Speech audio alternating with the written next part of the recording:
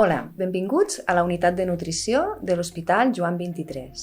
El meu nom és Carme Martí i soc dietista i nutricionista i en aquest vídeo us voldria recordar els punts claus que necessiteu saber per tal de realitzar la dieta o la pauta alimentària que us vam explicar a la consulta.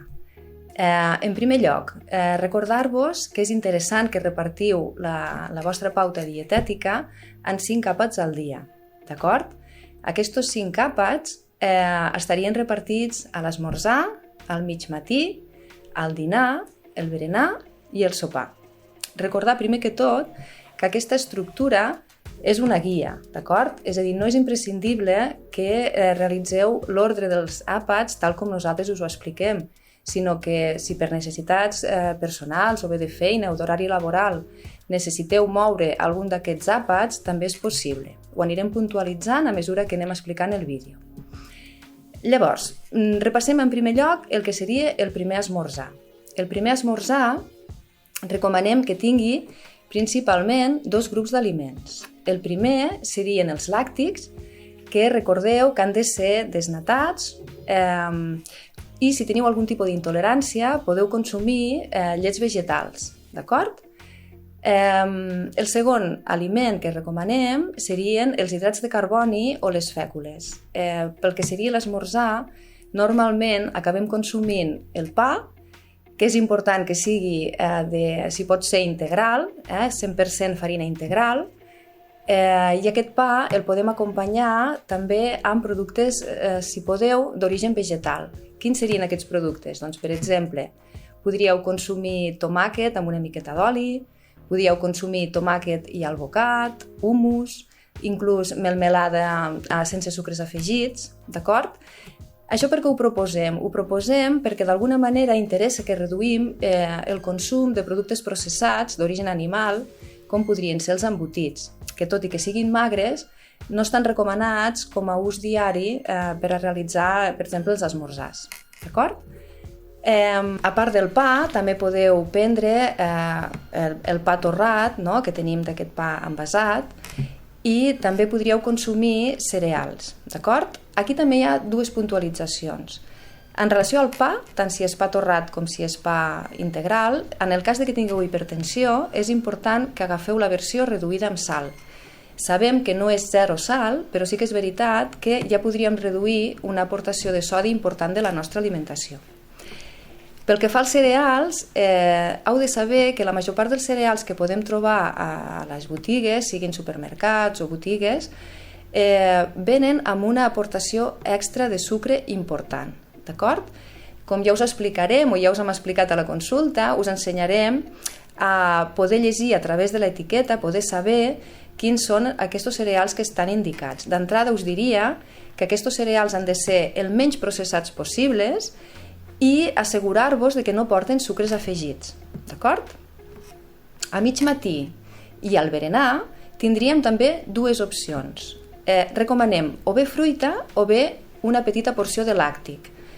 Quines puntualitzacions faríem aquí? Doncs que els làctics han de continuar sent desnatats i la fruita, en el cas que sigueu diabètics, l'hauríem de guardar de postre, d'acord? O bé de postre del dinar o de postre del sopar.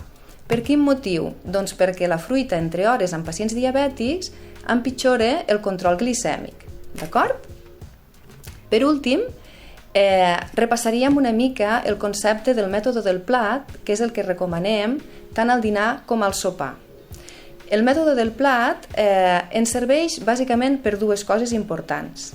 La primera, per fer un repartiment qualitatiu òptim dels grups dels aliments. Per què? Doncs perquè us demanem que sempre hi incloïeu 3 grups d'aliments: les verdures, les fècules i les proteïnes. Quina altra cosa ens aporta el mètode del plat? Doncs també un control quantitatiu, és a dir, per la pròpia limitació que ens dona el plat, nosaltres també controlarem la quantitat d'aquests grups d'aliments. Entrant una mica més en aquest mètode del plat.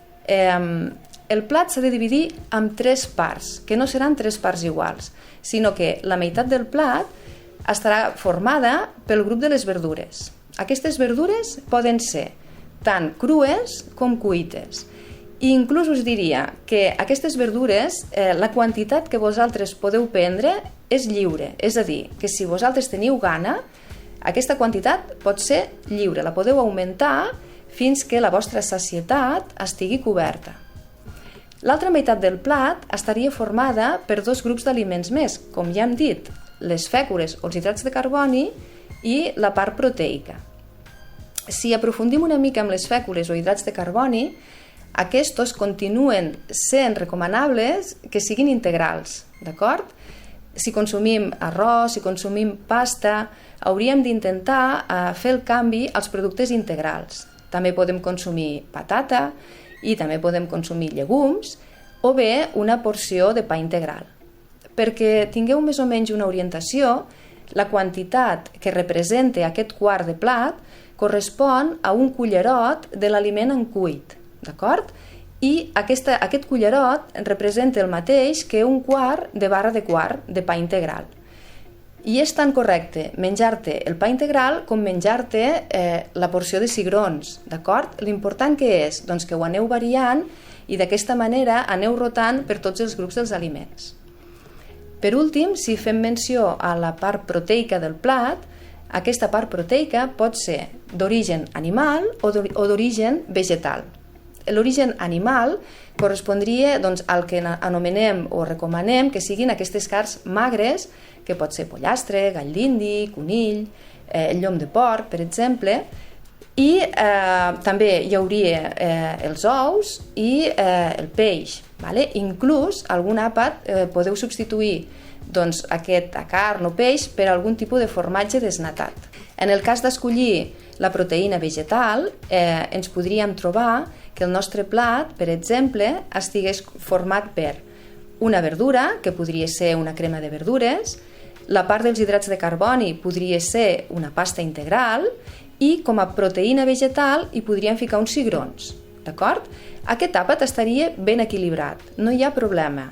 El que sí que hem de vigilar és que quan nosaltres mengem una fècula, que pugui ser, per exemple, la pasta, no hauríem de consumir un altre producte dels hidrats de carboni com ara el pa, d'acord? És a dir, que podem equilibrar el plat de moltes maneres per anar variant i a la vegada que continuï sent hipocalòric i equilibrat.